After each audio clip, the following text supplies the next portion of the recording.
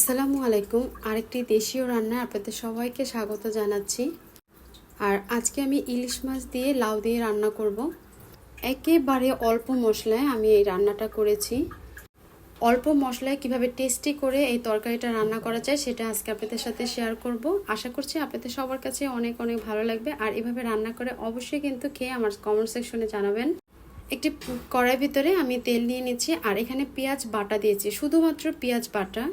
আর এখানে 3টা পেঁয়াজ ছিল, আমি 3টা পেঁয়াজ বেটে নিয়েছি। আর এখানে লবণ দিয়ে দিচ্ছি। আমি এখানে 1.5 টেবিল চামচ লবণ দিয়েছি, তবে আপনারা আপনাদের লাউয়ের সাইজ অনুযায়ী কম বেশি করে দিবেন।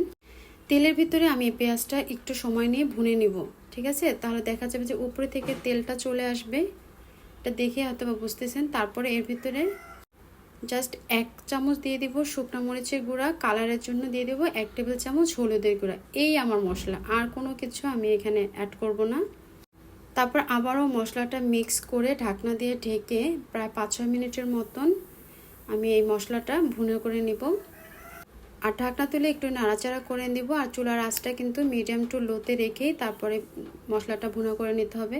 তো আমার মশলাটা দেখেই বোঝা যাচ্ছে যে মশলাটা ভুনা হয়ে গেছে। এখন এর ভিতরে 1 মাঝার কি সাইজের একটা ইলিশ মাছ কেটে ধুয়ে তারপরে এখানে দিয়ে দিলাম। মশলাটার সাথে একটু মিক্স করে তারপরে এখানে সামান্য পরিমাণে পানি দিয়ে আমি এই ইলিশ মাছটা রান্না করে নিব। আর এই মাছটা আমি ঢাকনা দিয়ে প্রায় 10 মিনিটের মতো আর কি রান্না করে নিব। আর ঢাকনা তুলে কিন্তু মাছগুলো এপিট ওপিট করে উল্টা পাল্টে দিতে হবে। আর এই মাছটা যে কষানো হয়েছে এটা কিভাবে বুঝবেন? যখন দেখবেন যে মাছটা কালারটা একদম চেঞ্জ হয়ে গেছে, আর এটা দেখলেই আর কি বোঝা যাচ্ছে যে মাছটা আমার প্রায় 80% মতন হয়ে গেছে। আর এটা দেখেও আর কি বোঝা যায় যারা রান্না করে তারা। তো এই পর্যায়ে আমি মাছগুলো উপর থেকে তুলে নেব, মানে ঝোলটা রেখে দেব নিচে।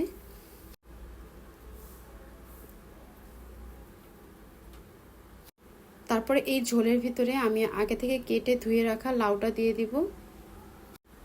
মশলার সাথে লাউটা খুব ভালো করে আমি মিক্স করে ঢাকনা দিয়ে ঢেকে রেখে দেব। অনেক সময় দেখা যায় যে কচি লাউ যেটা হয় সেটাতে কোনো রকম ঝোল ইউজ করতে হয় না, লাউর থেকে এমনি ঝোল চলে আসে। তবে এখন সারা বছর আর কি লাউটা পাওয়া যায়। তো আমার এই লাউটা কচি ঠিক আছে, কিন্তু অত বেশি একটা পানি কিন্তু বের হয় নাই। তারপর দেখতেই পাচ্ছেন কষানোর সময় আমার কিন্তু বেশ একটু ঝোল বের হয়ে গেছে। যেহেতু লাউটা কিন্তু একটু মানে পানি পানি তরকারি, পানিটা একটু বেশ বের হয়েছে। তো এই পানিতে আমি লাউটা খুব ভালো করে আর কি কষিয়ে নেব। আর এক্সট্রা এখানে কোনো পানি ইউজ করব না। তবে লাউ তরকারিটা একটু ঝোল ঝোল খেতে আর কি ভালো লাগে। তো আমি এখানে 1.5 কাপ পরিমাণে পানি দিয়েছি। তারপরে খুব ভালো করে এটা বলকা নিয়ে নেব ঢাকনা দিয়ে ঢেকে। আর এ পর্যায়ে কিন্তু আপনারা চেক করে দেখতে পারেন যে লবণটা ঠিক আছে কিনা। তো আমার আরেকটু লবণ এখানে প্রয়োজন আছে, তো লবণটা দিয়ে তারপর ঢাকনা দিয়ে ঢেকে রেখে দিব, মানে তরকারিতে যতক্ষণ বলক না আসে সে পর্যন্ত। যখন দেখবে যে আমার তরকারিটাতে বলক চলে আসছে সে পর্যায়ে আমি 3টা কাঁচামরিচ মাছ বরাবর একটু কেটে তারপরে দিয়েছি।